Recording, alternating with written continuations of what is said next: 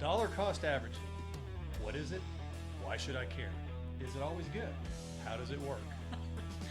These questions and more coming up on Sage Smart Solutions. I'm Mark McKay. And I'm Marcy McKay. Welcome to the channel. Please like and subscribe and join us weekly as we discuss new and exciting ways to protect your assets and retire tax-free. Why are we sitting in the wrong chairs?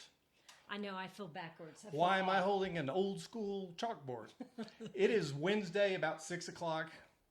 And I'm tired of computers, so I didn't want to. We wanted to talk to you. I didn't want to sit in front of the keyboard and the little screen, so I got out the old. But I did want to discuss something, and I wanted to. It's pretty basic, but it's something that I think the industry has not done a good job in a while of educating people. And what we're going to talk about today is dollar cost averaging. Marcy and I have been discussing how. You know, some of the challenges that women investors and women who are going out there in the marketplace and trying to educate themselves, you know, there are certain biases in place that make it harder sometimes. But I realize that it's not just women. No. It's we throw term, and I try to be mindful of it, but I catch myself. Right. Every industry has their own jargon, and so, but I feel like I do a good job of being like plain English. So, well, and it's not just women. Our son is a college student, perfect score on the MCAT, National Merit Finalist. About to go to med school. Geniusest person I've ever met. Called him. I just said off the top of my head,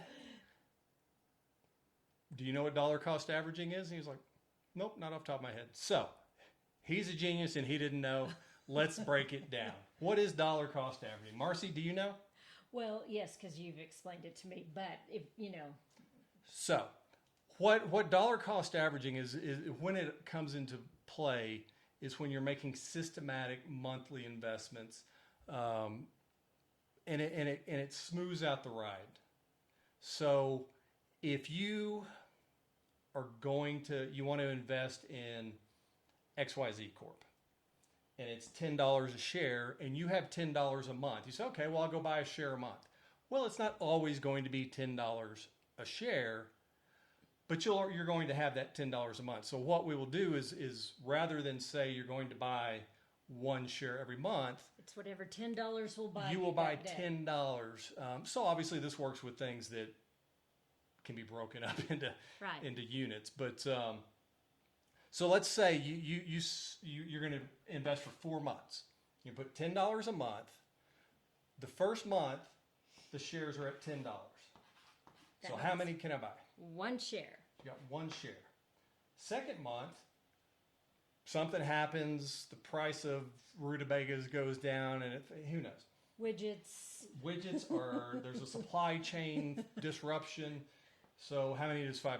Okay, so $5 would be 2 shares. I'm investing the same $10, so I get 2 shares. Nothing happens, rutabagas are still underwater. 2 shares again. 2 shares. Boom, the rutabaga shortage is fixed and everybody's back at it. The price of your investment is back to $10. So that's 1 share. You make your monthly investment. You've invested 4 months times $10. Right. So we've invested $40. How many shares do we have? I apologize for the glare. 5. 1, 3, 5, 6. 1, 3, 5, 6. That's 2, 4, 5, 6. Dang it. Okay, yes. That's one way of getting there. That one kind of blended in. But that's $30 right there. Are you adding that one? No. 10, 20. This is the average cost. This doesn't have anything to do with it. Okay. So, but that's a good point. Because you would think the average cost was 40, Okay. you know, or the total. But it's, what'd you say it was? Well, it's 30. It's 30. So the average price for those 4 months is 7.5. You know, it was 10 for a month, 5, 5, 10. Right. So 30 divided by 4 is 7.5. Okay. So the average price over the time that we've been investing in this is $7.50. But we now have 6 shares. And the price is at 10. Okay. So the price is the same as when we originally invested. Right. But what's 6 times 10? 60. 60. We've got a 50% profit. So I like that. you like that, and it is good, but it's not magic. Right. It's not infallible. You know what would have been better? What? Buy it all right. Actually, to buy it all right here. Okay. But nobody knows that, so that's kind of meaningless advice. Right. But I'm just saying that it smooths out the ride, which means it reduces the highs also. Right. But it is a good way, and this is especially true if you're planning on putting something in over time, and it's something that goes up and down in value. That, and I've seen this happen. 5 years from now, the price could be the same, but your average cost is significantly lower than the average price of that stock. And so, what is this all called again? Dollar cost averaging. We'll put some slides. Dollar cost averaging. And it's not critical, but I think as we use terms, and you will see this a lot as people, one time they also use it to downplay the volatility of the stock market. So this does work well when going into volatile, risky investments, like how you've got your 401k funded.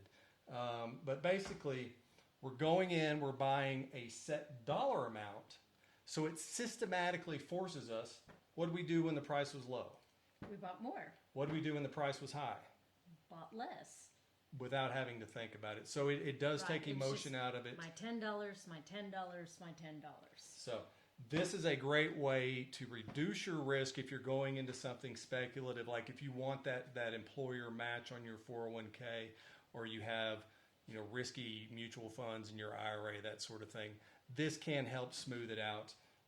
We can also take this monthly investment, put it into something that can create cash-free or tax-free cash flow in retirement without the market risk. So the prices won't do this. Right. Something though that you said in the beginning, I want to touch on, that it doesn't have to do with numbers and a chalkboard, but you said a lot of times people in the financial services industry will talk jargon, or, when we were having the conversation about better serving women, that they'll sort of talk down to you. Okay? It is your money.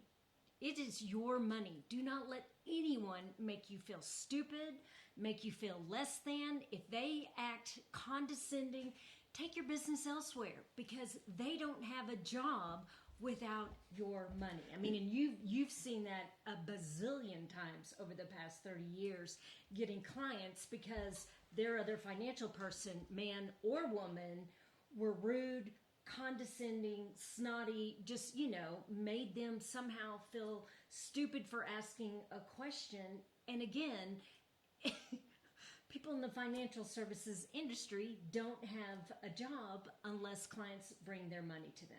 Yeah, and I think if you ask a question that's a legitimate concern and there's any type of condescension, get up and walk out. Yeah. Because they're hiding something. Right. They don't want to give you the right answer.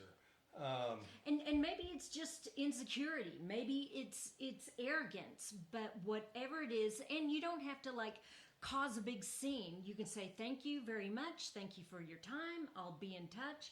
Walk out, and then you don't ever have to call them again. If they call you, again, it is your money and you are in charge. But somehow we feel like, we don't want to look foolish. We don't want to look stupid. Well, we were also grown up taught to respect our elders. Right. Not respect our elders if they deserve it. Right. Not respect our Right. elders if they are people who deserve respect. Exactly. But respect our elders. And that's one of the most important lessons that I think I taught my kids is right. when you're sitting there and somebody in a tie and a name badge tells you something, it doesn't mean that it's the way it should be. Right. But not even a tie and a name badge. I mean, the car batteries. Well, that's what I was thinking about. Okay. I've seen mechanics right. just lie to my kids, or even I've seen you get different prices on things than when I went in there. Right. But we haven't done a good job as a society empowering men and women that they are in charge of their money. It is, there's no such thing as a stupid question. If you do not jive with this person for whatever reason, run out the door, and you don't have to be a jerk about it, but take your business elsewhere. Who knew I would go off on this tangent from your little chalkboard? Woo. So thanks for joining us. Please like and subscribe. I guess I get it. Nope, it's not over there. Actually, on some formats, it doesn't put that little button, so we're waving around. It just makes me laugh every time, so I will keep doing it. Well, and actually, it's the notification bell that's supposed to go bing. Oh, okay. The subscribe goes. I like it all. I guess we need to start putting the notifications bell on ours, so Marcy can We're make the getting ding sign. off on a ridiculous All tangent. right. Have a great week. Thanks.